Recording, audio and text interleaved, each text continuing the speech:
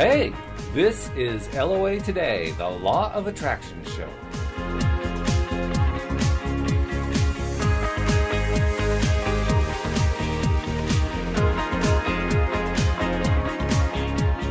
Welcome to LOA Today. Walt Thiessen and Joel Elston here. It's Thursday, December 15, 2016. Christmas only 10 days away. And we are continuing our new series of episodes discussing the world-famous book by Napoleon Hill, Think and Grow Rich. We began last week with Chapter 2. We actually skipped Chapter 1 because it's a little bit generic, and we figure you can read that on your own. By the way, you can find a copy of it almost anywhere online. It's now public domain, so there are a number of different places where you can just download a free PDF copy if you'd like to. I think you can actually even get a free copy on Amazon, or you can even spend $1 or $2 and buy a copy either for your Kindle, or you can have it, an old used copy sent to you. But Joel, one way or another, it's a really good book to have, even if you're not listening to LOA Today. Absolutely. And most of our law of attraction gurus or people that have a practice or belief in the law of attraction started with this book or believed this was sort of the beginning of the concept of the law of attraction, or the understanding of it at least. And it really was, truly. I mean, because as you read it, it almost sounds like you're reading about the modern day gurus. It's pretty clear a lot of them got inspired by what he had to say. Completely, and I find it to be a great resource tool that when I'm in doubt or when I have a situation where, whether in my personal life or working with a client, I almost find this as a go-to resource guide of maybe some suggestions for me to get through things, help someone get through things, and it always seems it never seems to fail. I always seem to be able to find some suggestion or reminder, or it puts me right back on track. Well, it certainly did that for me this week, as I told you before the show, and we'll get into it as we get into the discussion here. One thing I also wanted to touch on before we get into Chapter 3. Chapter 2, of course, we did last week, which is the topic of desire. And one thing we kind of slid past, we really didn't talk about a lot, was that he talks about a burning desire.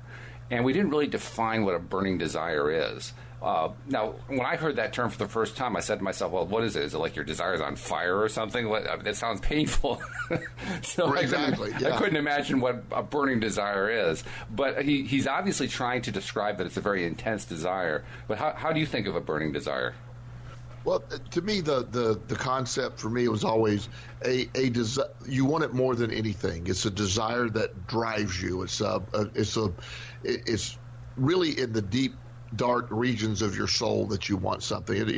If I want a box of ice cream or something, it's like that's what I want, but it's not a burning desire to go get it. And I think that when learning to apply or develop a burning desire for what you really want becomes a very key point, and I think that's what he's trying to point out. Yeah, I think that makes sense. The chapter that follows is a chapter called Faith, and it's become very clear to me, particularly this past week, that the desire and the faith are almost so completely inseparable that if you try to define one without the other, it starts to become meaningless. So that's part of why I raised the question of burning desire, because if the faith is feeling weak, it doesn't seem like any desire, no matter how important it is burning. Well, I think that's the point of why it's so effective is it gets to that developing a burning desire when a person gets into a funk or their life isn't going where it needs to be. I don't think there's burning anything. I think there's a lackadaisical, not that they're a bad person or they're anything along those lines. It's just that they sort of lose that taste for life, and a burning desire helps get when you wake up excited about something. That is where all this comes about, trying to become excited, become believing that this is really going to happen. When you implement that, that's what attracts everything. And when you're in a state of mind that you don't have it, that you can't have a burning desire or even a deep feeling about anything other than just sort of a lackadaisical approach to life, I think that's where people get stuck. Oh, absolutely. Yeah. And indeed, that's why the whole chapter of faith becomes important.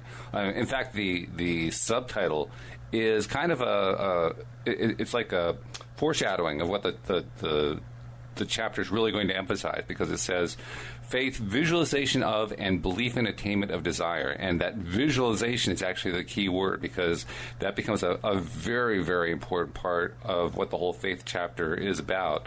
In fact, the first, 10, 15 pages, whatever it is, he's talking about how important faith is, but interwoven into it is this concept of how important it is to do what he calls autosuggestion. In other words, training your subconscious mind to believe in faith.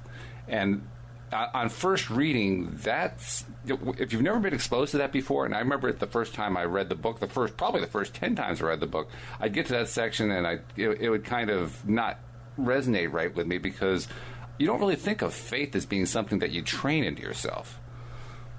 Yes, and that's something, and a lot of people have a connotation of religion gets attached to that as well, right? Which turns a lot of people off. And you know, the first line of this chapter is something that I actually have printed and in a frame. Oh, no kidding. Yeah, I've had that for a long time. It says, "Faith is the head chemist of the mind," and that is something that struck me. And I years ago, before I did any research or really any understanding, I read that line, and for some reason it resonated with me.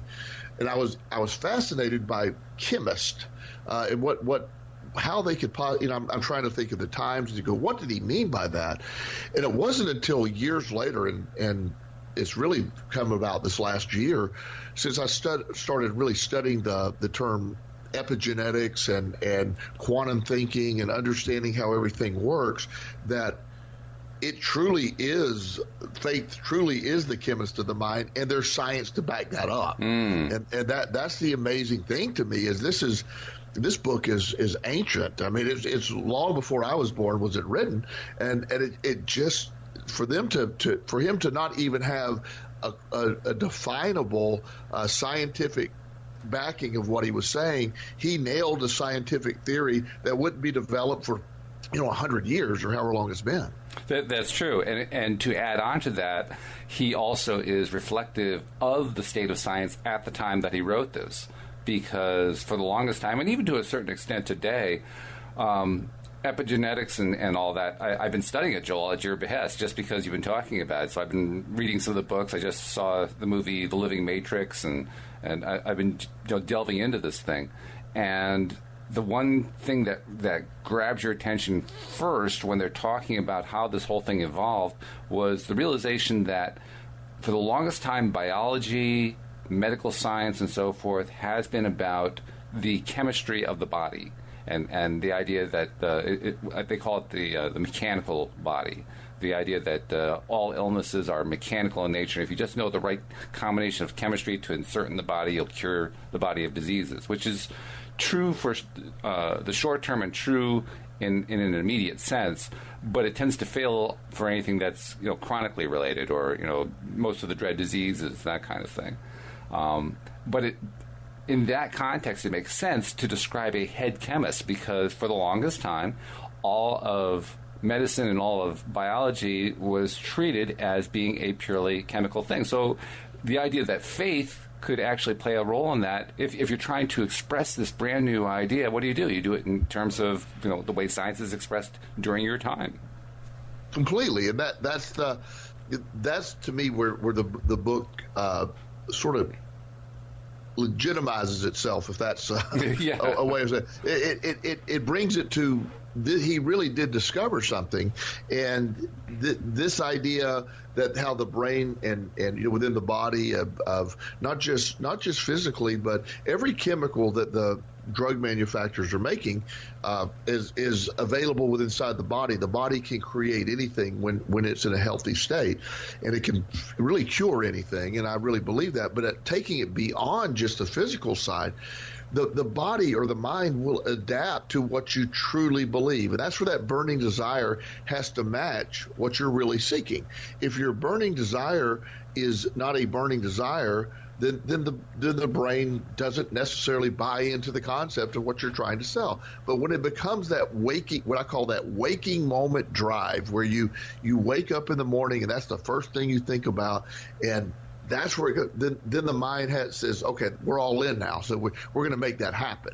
And that's all the stuff, that void that becomes apparent becomes filled. And I think that's such a key component of understanding how faith drives the law of attraction. And it's you and I have talked about this on so many different occasions in so many different ways. There's a walking the line between faith and then the fear of not having something is a very difficult thing. Really believing this is going to happen, and then, but your underlying feelings or your desire or fear. If I really believe that I'm going to have an abundance, but yet I'm worried about how I'm paying the electric bill next month, it doesn't match. That's right. It's a complete failure match at that point. Yes, and counterproductive to boot. Yeah, and that's what, and so what the brain picks up on, it isn't just picking up on a negative. The real burning desire is, I don't want to be without electricity. My God, that scares me. That's a burning desire to have electricity. Yeah, and so that's where that comes in. So faith is sort of a counteraction to the negative side, where I really believe that I have this abundance. I really believe I have the abundance in this area of my life.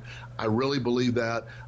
My actions are matching that. A burning desire requires action to go forward. I know we've talked about that. If athletes that, if you want to go break a 4-minute mile, you can have all the desire you want, but the actions have to match your training so you believe that takes place. That's true. In fact, it makes me wonder, the guy who broke the 4-minute mile did so about 20 years after this was published. I wonder if he read the book. Well, and we've used that example multiple times. And the 4-minute mile was a milestone that there's publications suggesting it could never be broken. Yeah. And he broke it, and within 2 weeks of him breaking it, it was broken multiple times. Right. And that's amazing to me, because it's just, once it's done, then everybody else believes it. And now a 4-minute mile is it's slow. It's slow. I mean, there's I forget which. I was reading. There's a high school track team that had 3 people running under 4-minute miles in high school, and it's very. It's just not that. I would love a 4-minute mile, by the way, Walt. But again, I don't have a burning desire to go get it. So I walk a 12-minute mile. So yeah, in my Porsche I can drive. I can do that pretty well, but I am not going to go do the other. So, but that's where it gets to, and I think that's sort of that's why I love this chapter so much. It really gets us to an understanding of just that burning desire, and how it matches with that faith, and how the two get together. That's such an important, and an important piece of this. And the question that I would assume that our audience would have, if they haven't tried it or even read the books, it would actually be what the next statement of the book or the next paragraph is: how to develop faith. Mm-hmm. Yeah. Well, what do you do? And actually, before he even describes how to develop it, he does something else that really rocked me the first time I read it. He describes that faith is an emotion. And I've never, up until the time I read that, I had never thought of faith as being an emotion. I thought of it as being a state of mind, but not as an emotion. And he equates it to love and sex as being powerful emotions. Which is an interesting choice right there. Faith, love, and sex. I'm not quite sure how that all came together, but nevertheless, those are the ones he picked, and he identifies them as major positive emotions. And his whole point is that when you combine faith with powerful emotion, that's when you get the most powerful faith you can get. Right. And I think that is sort of the combination of all of this. And when he talks about the emotional side of it, because like love, everybody will identify as emotion, but faith and sex seem more like but you see where burning desire can get attached to that. So his view of that being emotion has been debated by some people I know, but at the end of the day, for the context of how he's using it, it doesn't really matter. It doesn't matter which way we go. It certainly is a trainable thing. And you are able to train yourself to develop faith. And I think that's the key, is learning to develop that faith, live in that faith, and not allow it to waver. That's how you start tuning into all of this. Well, You mentioned earlier how you can have this burning desire to have riches so that you can pay the electric bill, but if you're focused on being worried about paying the electric bill, that's not going to work, which is not all that far from where my own situation has been lately in my mind. And when you're dealing with any kind of financial lack, and it's very serious, it's very scary, and you have to really work the various principles that you and I have talked about for well over a year now here on this show, to get yourself out of that fear-based mode, because you were right when you said really the opposite of faith is fear. And as the 12-steppers say, fear is really an acronym that stands for false evidence appearing real. Well, it may be false, but it sure doesn't feel false. Well, and one of the things that I try to apply to and this may not work here, but when is the last time you were totally unable to pay the electric bill or at least work out a deal with the electric company? How long has that been? Yeah, a long time. Okay. And I think everybody at some point in life has that. So the real evidence here is for a long time, and I'll use me for example, it's been, 30 years since that's been a problem. So out of my life, there's been one or two times that it happened, but most of the time, I've always been able to rally and make that work. So the real evidence is it's not likely I'm going to get there, but the fear of it makes it so much more likely than me focusing on, I've always managed to cover that. I've always managed to keep a roof over my head. I've always managed to do those things. So why am I so fearful of all these things that are there's really no evidence except my fear of it. Right. And the perception of it is so important to step past that and say, here's where I go. Here's what I'm after right now. And I'm going to get this. And this won't be I have complete belief that will happen. That is a hard bar to reach when the reality that I am not going to have enough money for my electric bill. And whether it's winter in Connecticut or whether it's summer in Florida. Yeah, either way. Either way, not having electricity, and that is one of the hardest things I've ever had to deal with, because it not only was it just the not having electricity, but it's a reminder of how desperate your situation is. And that desperation is the worst possible thing to feel. In fact, last night, I was telling you about this before the show, but I want to talk about it here on the show. Last night, I was having trouble sleeping, and got to be around 2:30, 3 o'clock, and I'd been awake for an hour, half an hour to an hour, something like that. And I was realizing this isn't working out well. This is this is turning out to be one of those nights if I keep on this path where I'm not going to get much sleep at all. And then when I wake up to do the show with you, I'm only going to be at half my speed. I can't do that. And then I remembered, oh yeah, well, we're talking about Think and Grow Rich. Why don't I just take this time to read the next chapter? Because I'd only give it a skimming anyway, so I needed to, really read it. And it's on my iPhone. I keep my iPhone next to the bed, so I reached over, picked up the phone, switched to the Kindle reader, and started reading the chapter, and realized that it was perfect. It was perfect for my situation, quite obviously, because my weak faith was leading me to feel the fear. So I got to the section where it says, in big capital letters, faith is a state of mind which may be induced by autosuggestion. Now, I have to admit, Joel, I have read this book a number of times. I didn't remember that. I didn't remember that from the past few times. And so I read that section for a bit, and he outlines all the different ways that faith is what he calls the eternal elixir, which gives life, power, and action to the impulse of thought. It's the starting point of all accumulation of riches. It's the basis of all miracles. He's going on and on like that.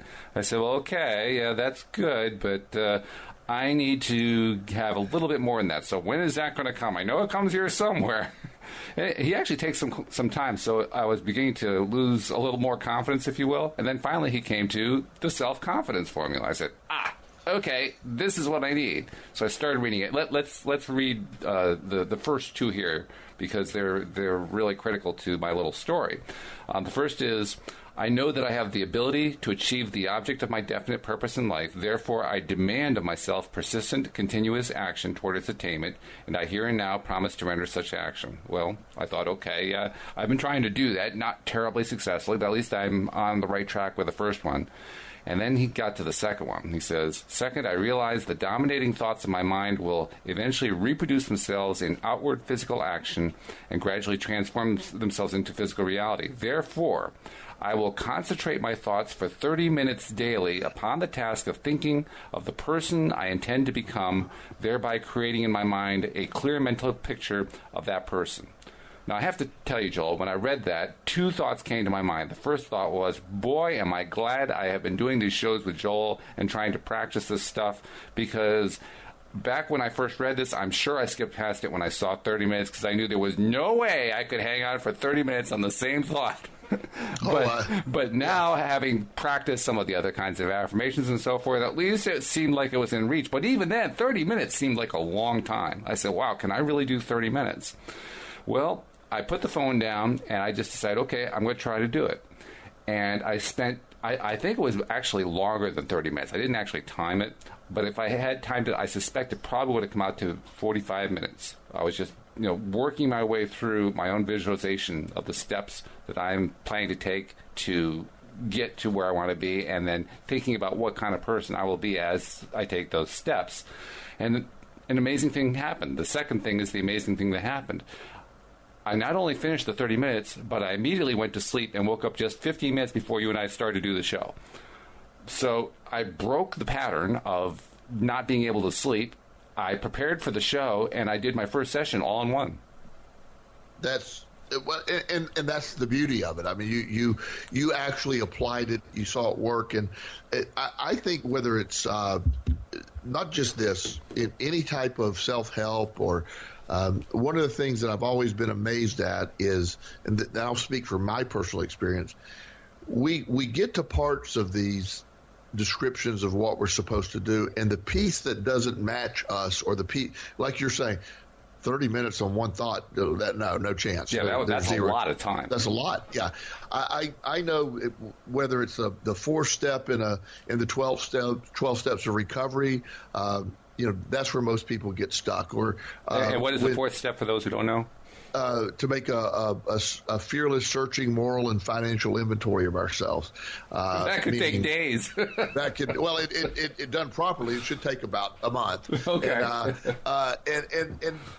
And most people will say, "Well, I've done that in my head." And I'm like, well, do you know what takes place in your head? That's a dangerous place to be doing anything. Yeah. And so it for people to successfully do a four-step, it is a handwritten, multiple-page document that should take you a while. And that's so people get stuck there. Well, then the same thing with the law of attraction, where whether you're doing, sit down and literally do it. Oh, that doesn't apply to me because I can't do that. Right? Because the first time I read it, just like you, I'm like, oh, no, I can't do that for 8 seconds, much less 30 minutes. And I'm sure I just skipped past it mentally, like just blocked it out of my head. Yeah, we do that, or whether it's, writing down what we want, or doing a vision board, or doing the things that we automatically say, well, I have a teacher that I really respect, that he's a doctor that's a practitioner of this, and he told me, he said, I forget exactly which thing it was. I said, well, that doesn't work for me. And he goes, that's where you need to focus your energy then. Do it. Oh, that's a smart man. If you follow it, well, that doesn't work. That's the problem. You're not doing it right. And so it's almost like when you get to these things, so that 30 minutes is such a number one, it's empowering that you're able to put that energy and focus there. And if you really, I look at it the other way now, if you can't come up with 30 minutes, then how much of a burning desire is this really? And that's sort of the way to look at it, that I can do 30 minutes now. In fact, I can do quite a bit of time doing that.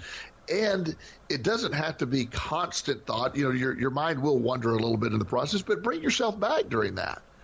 And that's really important. Well, that's also why I brought up what is a burning desire, because it occurs to me that when I'm in that fear state, the burning desire doesn't seem to be burning anymore. It seems to be almost cold. So yes. I realized that's a bad warning sign right there. And that means I need something else. So when I saw that the chapter was about faith last night, and I realized, oh, yeah, that's what we're talking about during this week's podcast, that's when it all connected, that faith and desire really have to work together. You have to have both of them. And if you're lacking on both of them, then it's important that you do both of the exercises for desire and the exercises for faith to build each other up. In other words, by doing the desire exercises, you help build the faith up. By doing the faith exercises, you help build the desire up. And that is just, you're so in tune, by doing that, you're so in tune of the point, and the idea that you, instead of just glossing over that piece, you tuned in on it, and I think that's why you're able to get some sleep. You subconsciously are like, okay, I got this. This is going to be okay. This will work. Exactly. That was the feeling that I had, and I still have it this morning. That the thing, or the lack of thing, I guess is probably better to describe it. The lack of thing that I was so afraid of turns out to be less potent in my mind just by doing this exercise, which is exactly what I needed. Right. And it worked. And it did. I didn't have to do it for 30 days. It was the first day. Well, and that's the thing, that this stuff really starts to work when you really put yourself into it. And that walking through, as one of the reasons we're walking through this chapter by chapter each week, is how important these concepts can be, and how they're really the cornerstone.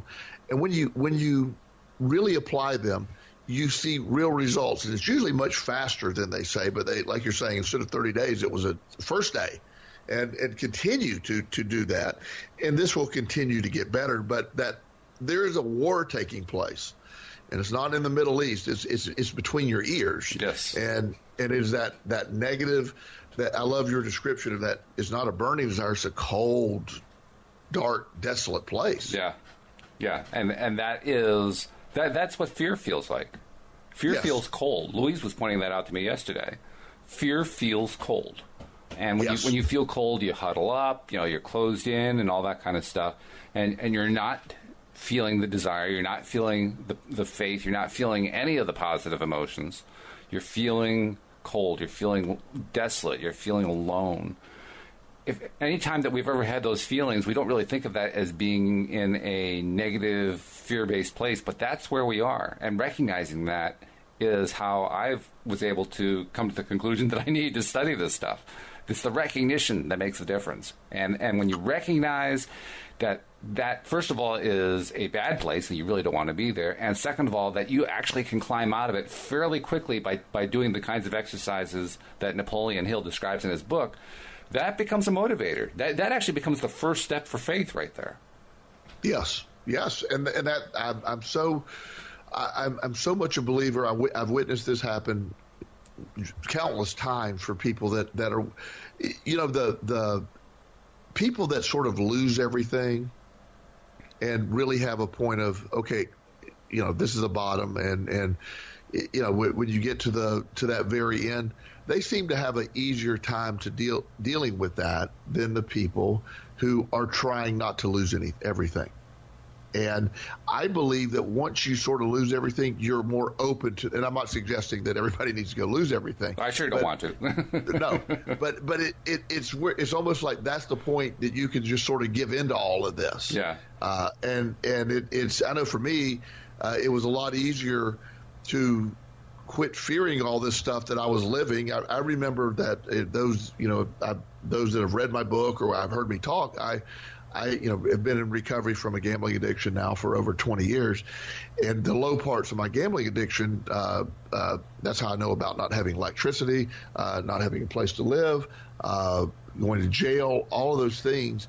And every one of those things that I feared horribly all happened, but they allowed me to, I brought them about by my behavior. The fear of losing everything drove me to lose everything. It is when all that was gone that I was able to come up and develop the faith of everything, because it's like at that point I wasn't fearing anything left. There was nothing left to fear. Yeah, you're kind of in a corner, and there are only two choices at that point. It's either die or just change and turn it around. Because there's no third option at that point. Right. Yeah. It's like, the one of the most freeing moments in my entire life is when I was placed into a jail cell and the door was closed behind me. At that point, I was able to go, Whew, okay. Good deal. That's behind us now. That's all that had to happen. It was great. And not that I enjoyed it or not do I want to go back, but it was something that was able to, the fear of that drove me for a long time. And a lot of my behavior was trying to avoid that, which created more of a desire, an unwilling desire to be there.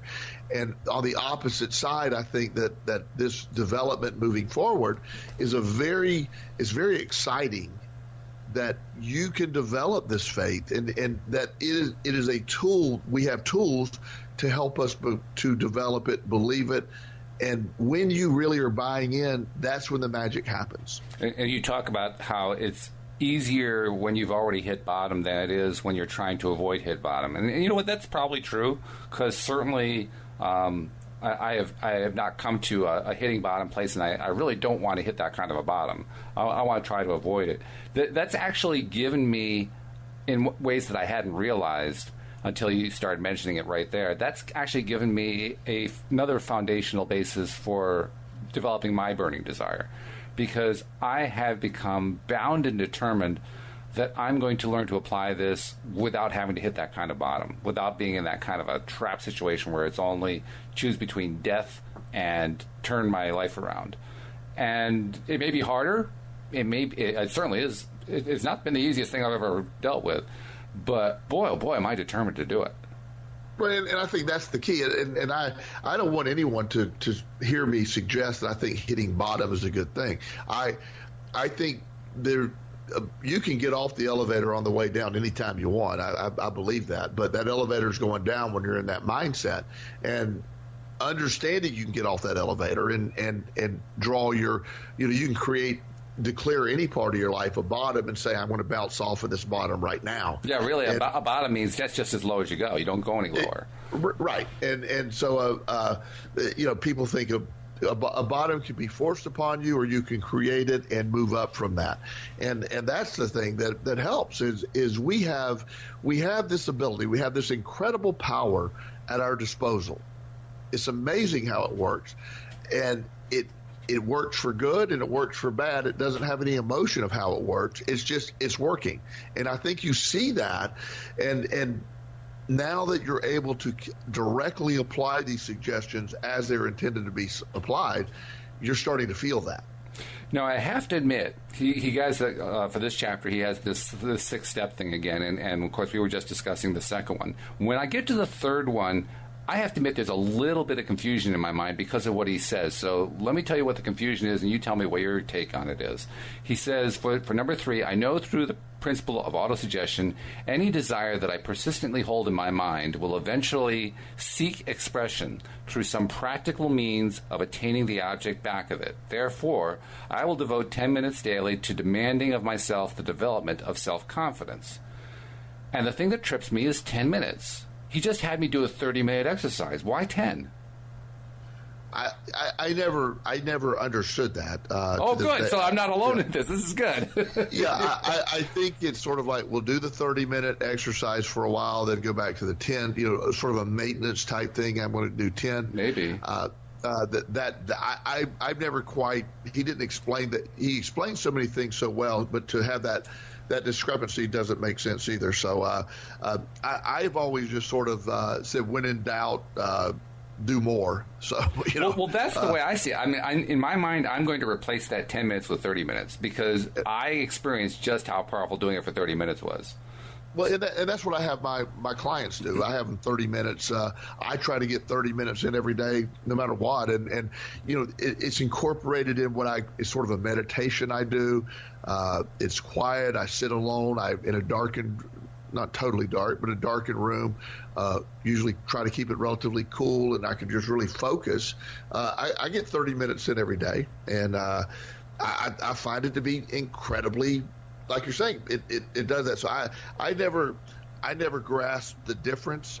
You go from 30 minutes daily and then devote 10 minutes to it. I didn't figure that out. It's something that he doesn't describe the discrepancy, so I don't know why. Maybe it's just a typo. Call it that. We'll call it. So moving on to number 4, he says, I have clearly written down a description of my definite chief aim in life, and I will never stop trying until I have developed sufficient self-confidence for its attainment, which is really just a reinforcement of what you and I just talked about, the fact that you do a daily meditation, and I just talked about how I want to be doing this 30 minutes every day. Well, that's the only thing that's really different with number 4 is he's also saying write it down, which is important. And indeed, I've already taken steps previously to this to write it down, and now that I know it's part of this particular 6-step process, after we're done with the show, I'm going to write it down again, specific to this particular task. But nevertheless, it's a continuation of that 30-minute process. It basically is a way of hammering it home and making it really, really stick.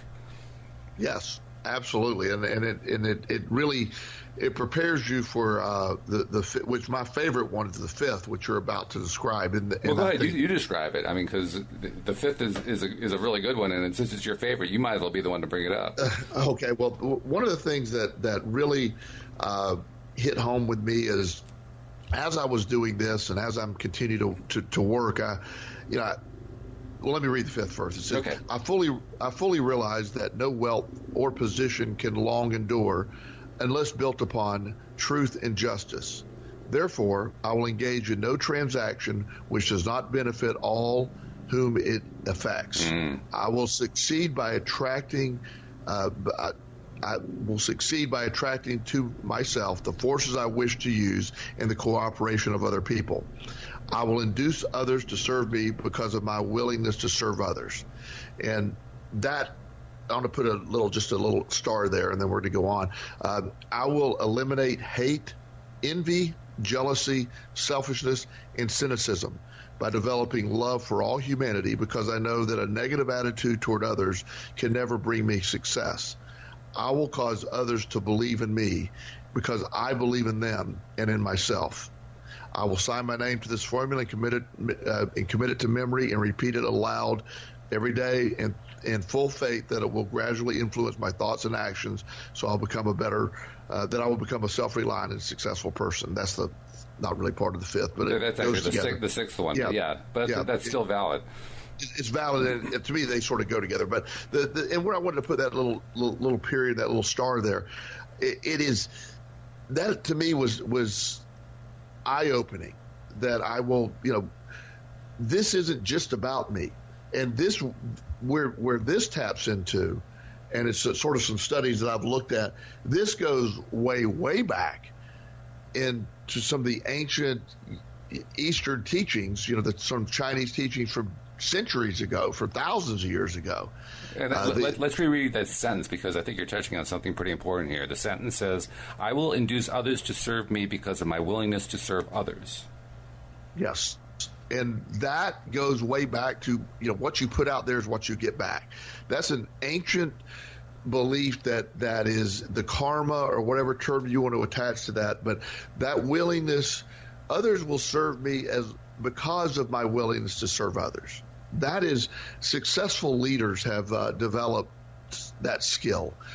You can lead by fear, and you can lead by example. You can lead by a willingness to be led. I know that sounds crazy, but when people really buy into you as a leader and a willingness to, others will serve you, not because of you demanding it, but when you put it out there. One of the things one of the jokes you and I have always sort of laughed about is me and my interactions with Comcast. Yeah. And one of the things I developed in an effective way to deal with them is, no matter how frustrated I am with trying to get them on the phone and deal with them, the person on the phone has not created any problem for me. That person. So I start off by telling them, I imagine you hear a lot of stuff all day, and I'm sorry, I'm not trying to be that person.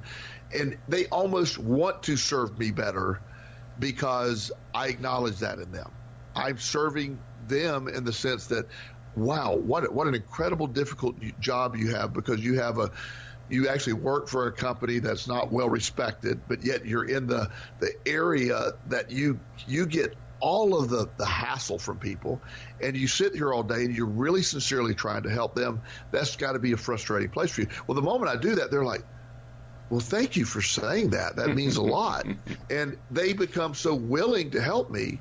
It's a tool that's a sort of a silly example, worried about cable, but it sort of translates to life. I know in business and when I was getting my business license to conduct business here in Virginia, and I didn't know what I was doing, and I just literally stopped up at the office, introduced myself to the sort of the man in charge of that, and within 7 minutes I had a business license. He said, well, normally it takes a couple. Don't worry about it. I'll just do it right now. He said, again, it was, I didn't go in there demanding. I went in there and I served his need to, in that case, his need was to be recognized for, wow, he does a really hard job. So I really like to stress that you can't do this and have a hateful mind toward others, or it refers to, I have to not have hatred, envy, jealousy, selfishness, or cynicism. If you're looking at the world that way, this isn't going to work. Yeah, I mean, any codependent can tell you that, because a codependent is trying to get you to lead them in the way that they want you to lead them, so that what you're doing is what controls their happiness, which is exactly the opposite of what you need to do. Right. And so the idea that you view the world as, and that's hard to do sometimes, but it really is a factor for me that is so huge. And when you first hear this statement, I read it, it was like, I will induce others to serve me. I mean, when you first read that, but then it follows with, because of my willingness to serve others. Others will serve me, not because of my demands, it's because they quickly will see I'm willing to serve others. Which means that your desire to serve others is an actual desire to serve others. It's not a manipulative ploy. Absolutely. And it gets you, first of all, it makes you feel better. And when you serve others, it brings this to light. So I think this is so important. And this is my favorite portion of this, that I realize that no wealth or position can endure unless it's built upon truth and justice, meaning it has to be the right thing. It has to, you have to do it with the right intentions. It's interesting that you say that this is your favorite part, because I have to say, when I first read it, my first reaction was, well, yeah, that's the way things are, isn't it? It was an eye-opener to find out it wasn't. Well, it's my favorite part because it reinforces the way things really are. But I think a lot of times, and by no means trying to introduce a late negative to our show today, but I don't know if the world sees it that way anymore. At least we're not told it's that way anymore. But I believe it is that way. Yeah, it's almost like what they labeled the 1980s. The 1980s were labeled as the me generation, right? Right. And the me generation was supposed to be the most selfish and the most self-centered and uninterested in helping others generation of all, which actually wasn't really true, but it was the perception of it. And I look at what's going on today and I say to myself, from that point of view, is there any real big difference? Right. Not really. Right. Well, and that's such a that's such a great example of again, it's about perspective. It's about what you want to do. I'm all about, I want everybody to be wildly successful. There's plenty for everyone. There's not a limitation here. I want everybody to be wildly successful. I would love for people to I love people to reach their goals. I don't want to be in competition with someone. I want everybody to be raised up to the top. With that being said, I am aware there's other people that like to rise to the top by stepping on the back of others. I don't think you stay there if you do that, but I can either be that person or I can look at it differently. I have developed success by helping others develop success. And that's probably the key, is realizing you can actually rise higher by helping somebody else get there. Yes, and I will often tell people who come into the office and they're seeking something. One of my statements is, pursue what you're after with a burning desire, with great intensity, where it's your every waking moment. And if you don't know what that is, right now help somebody else who does know what that is and help them achieve their goal. It's like the mountain climbing metaphor where you have two climbers climbing in tandem, and one reaches a certain level and then he pounds in his pylon and ties his line to it, and then his partner below uses him as a safety line to get to the next step above him, and then does the same thing, and they're working their way up the mountain that way together by helping each other get up there. Right. And that's sort of the thing here when this is a just belief that you're having, when you're doing that the law of attraction tunes in, and this is and it's just to be able to be successful. There doesn't have to always be a philanthropic attachment to it, but a willingness that when we are successful, and if we believe that, I will be helping others. I will put my money where my mouth is. I will not just talk about helping others. I will actually help others. And for my money, the only way that I've ever been able to make sense out of anything in life is by helping others. I honestly can't really see how anyone can succeed by not doing that. Apparently they do, but I don't understand it. To me, yes. I look at it as we're all in this together. That's just the way I've always seen it. And the times when I felt like I was in it all by myself, where I knew those are the times where I wasn't getting anywhere. There were the times when I had the greatest amount of failure you could possibly happen. So how could people get there, get to the top, whatever, on their own without any participation, without helping anybody else, without being even concerned about anybody else? Didn't make any sense to me. And that's so true, Walt. And that I know I would assume there's, not everybody feels that way, but it's not really relevant to me. But when one of the things when I was selling insurance for my father years ago, which was not a happy time. Not a happy time. I did not like the business. I didn't like Now, it can be argued that insurance is something that's helping people, protect things. So, absolutely.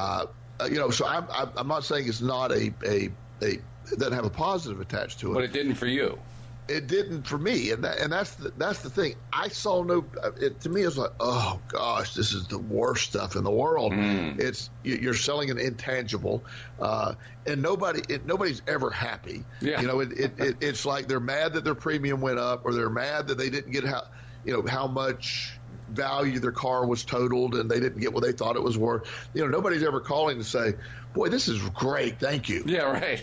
You don't get the Comcast experience. right, yeah, exactly. So the idea that you I know I'll never forget this when this couple had this their house burned down, and my dad, the insurance company that we were dealing with and had it insured, actually was headquartered not very far.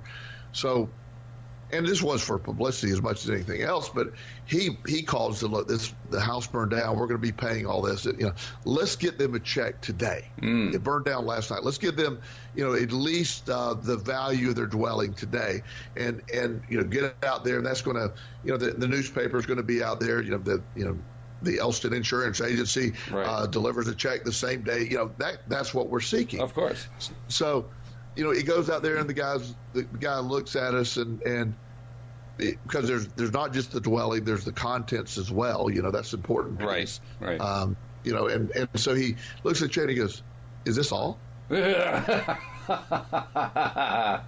my dad was like, "Well, no, there's going to be more, but I wanted to get you what I could." And I said, "Oh, I thought you'd bring me the whole thing." Whoa. And so it's like, oh. It was a great act to get a $120,000 check to him that day. Yeah. And now there's going to be more, but again, the guy immediately went to the negative. So even within that, so I never thought insurance for me was something that was helping people. But as I developed other areas of helping people and working with people in addiction, I found great value in that. Mm-hmm. And because I truly feel I'm helping people. Mm-hmm. Makes a big difference. It makes a huge difference. And by the way, you also, as you read the fifth step, which is probably one of the longest steps you wrote in the book, by the way. I mean, that thing goes on and on. But right. As you read it, you also read into the sixth step, and I don't want to skip over that one because that one's important. I'll read it again. It says, I will sign my name to this formula, committed to memory, and repeat it aloud once a day with full faith that it will gradually influence my thoughts and actions so that I will become a self-reliant and successful person. Interestingly enough, you're doing this to develop faith, and you're supposed to do it with full faith. I always thought that was a little bit interesting. But the point is that this is almost a contract with yourself, isn't it? And you're committing to it in writing. Yes, and I think that's what he's trying to develop. You're trying to develop that where you believe it. I'm in contract with this theory, and I'm obligated to fulfill it. And he follows it with a line that says, back of this formula is a law of nature which no man has yet been able to explain. It has baffled the scientists of all ages. The psychologists have named this law autosuggestion and let it go at that. Well, autosuggestion at that time was almost unheard of, because I know today it's something people are aware of, but it's kind of on their periphery of their attention, and nobody really pays attention to it. It's one of those semi-quack theories, right? Right, exactly. And yet it is at the core of the law of attraction. Well, and they try. There's been multiple names attached to it. They've always tried. Autosuggestion, neuro-linguistic programming. There's things that have while there's science attached to it, it's always been dismissed. Still is dismissed by traditional psychologists and psychiatrists and mental health professionals because it doesn't match their narrative of, you're not in control of these things. You're not the victim of these things. And that's their narrative. The real narrative is you bring about what you think about. Fact. And that's a hard pill to swallow for many people. And especially when you're first exposed to it. Because that was the biggest bugaboo of all. I mean, I didn't really recognize it as that. But when I first read this book many years ago and kind of got through to this stage of the book, to the third chapter, and was reading through it, and had skipped over the 30-minute exercise and the whole 9 yards, I was saying to myself, okay, yeah, it's kind of like what you said. It sounds like religion to me. I'm not so sure that this actually makes sense. It seems like it has some good stuff in it, but I'm not so sure this really makes sense. So maybe I'll just take the good parts out of it, and I'll just leave the rest of it behind. No. You got to have the whole thing, because the whole thing is what really drives it. It's what makes it work. And if you leave out the things like autosuggestion, basically repeating these things to yourself, doing the 30-minute exercise, doing all the exercises, if you skip any of them, you're basically taking the power out of it. And that becomes the key and that's where everybody gets stuck. Is when you take stuff out because it doesn't match your comfort zone or level, or you're automatically dismissing this because it quote unquote doesn't work for me, or I don't think it'll work for me. Right off the bat, you're setting yourself up for failure. Here is a literal formula to follow. If you don't follow it, then you can't be upset that it didn't work. Yeah, that's the interesting thing, isn't it? Because by being selective that way, we're basically hiding from ourselves the fact that we never really tried it. Right. That's like the little embarrassing thing you put in the closet, like, oh, I don't really want to show that part. Right, and I think for me that was always the things that I have challenged me, or things that have over my life, that getting out of my comfort zone and placing myself in situations that weren't comfortable was always, I think that's difficult for everyone. So the idea that I'm when something like this, or I don't want to do this, or I don't like this, if you don't want to do it, that's probably the thing you need to do the most. Yeah. If that makes any sense. It does. Well, it's like what you were talking about before. I can't remember if it was before we did the podcast or not, but you were talking about your friend who said if there's some part of it that you're having that much trouble with, it's probably the thing that you need to focus on the most. Right. If your knowledge is, if like the vision board thing always seemed, just to be honest with you, seemed really stupid to me. It's like, okay. Yeah, I had very much the same reaction to it. A vision board, right, sure, okay. Yeah, okay. That's boy. I hope somebody doesn't see me doing a vision board. And boy, will that be embarrassing! I tell you. Yeah, and so what I did was, instead of, and I did adapt it to myself. I just took basically a word processing program, and I just started putting pictures on it that what I wanted to obtain, what I wanted to do. I started writing descriptions of things. And I put it on there not every day. I visually took a sort of a screenshot of that, and then I made it a screensaver. So it's in my face a lot. And I would remind myself, my vision board would be my screensaver. And it was I found it to be very effective. And at the time when I found it to be most successful, we talk about this in the past, is I wanted a specific treatment center to be created. And I had it in great detail what I wanted. There was no possible way I could afford it financially, or would anyone consider financing it, because it had no shot of making money. So the idea of it, when I knew ahead of time it had no chance of being profitable, but I wanted to do it anyway, I'm like, okay, that's a silly idea that you can ever do that. Well, Walt, I had a man contact me that literally we opened up that treatment center. I have to ask you too. You're creating a vision board, which means you're creating visual images. How do you visualize a treatment center? Well, I just described. I wanted a big building in a rural setting. So I found an old Victorian mansion that's on a big hill in the middle. I didn't know where it was, but it didn't really matter for the sake of that. And then I would make a list of my staff, my vision. I had a hypnotherapist, I had a massage therapist, I had your cognitive behavioral therapist, I had a MD psychiatrist that specialized in addiction. I actually created my staff list, and I made up fake names even. That's pretty cool. That's very good visualization. Yeah. And then I had a schedule for the day. They will get up, they'll exercise first thing of the day. They'll exercise. I'll have the personal trainer exercise them. They will then do a group session where we get the day started. Then we'll have a break for lunch. Then we'll have 3 or 4 individual sessions. Then we'll go to a meeting in the evening, and we'll create meetings in the evening. We won't do we'll have nutritional food, which reduce sugar, and I went into great detail. I even prepared menus, and wow. I brought about. And by the time it was done, I literally went to work for that treatment center. Now, it wasn't my treatment center, but I was director of that treatment center. I don't know what's more impressive: the fact that you did a vision board on a treatment center. I couldn't even imagine how you would put a picture of a treatment center on there. You went way beyond that. Your level of detail was fantastic. It's no surprise at all to me that it actually manifested, considering how much detail you had.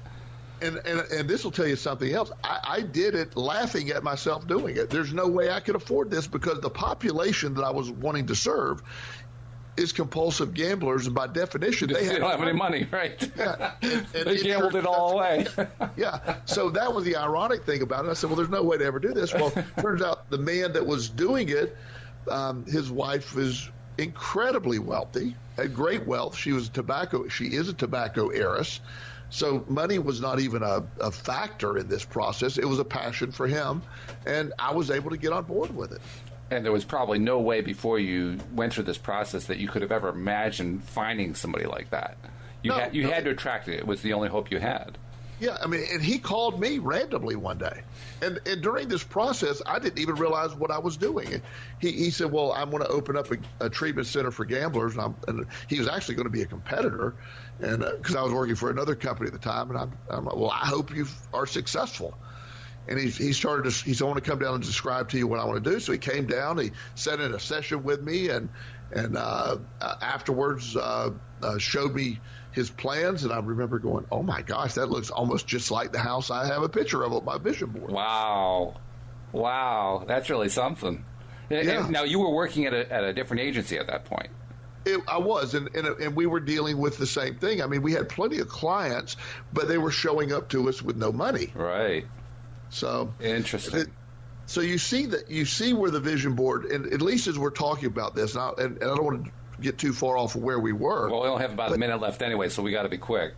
Exactly. Taking the steps we have to take and not worrying about what we feel about them, that's so important, Walt. It's very important. It's essential. If you can create those details, that's how you're putting out to the universe the thing that you really want to attract. So I want to remind everybody, unfortunately, as usual, we ran out of time much too soon. We only have an hour to do this each week. That's the amount of time we have allocated to us for on PRN. But please get the book if you haven't got it already. Read it. Keep up with us because we're going to be doing this again next week. And Joel, it's been a pleasure as usual. I'm glad that we're doing this one because this is probably the best project we've done so far. Well, it's great to talk to you. Look forward to talking to you next week. Looking forward to talking to you too, and we'll be reading we'll read the rest of this chapter because we actually haven't finished this chapter. We'll pick up the next chapter 2 next week, and hopefully we won't take too long to go through all these episodes. But on the other hand, it's been great doing all this, and we invite you to join us as well as we continue our odyssey of Think and Grow Rich here on LOA Today. We'll see you all next time here on LOA Today. Goodbye, everybody.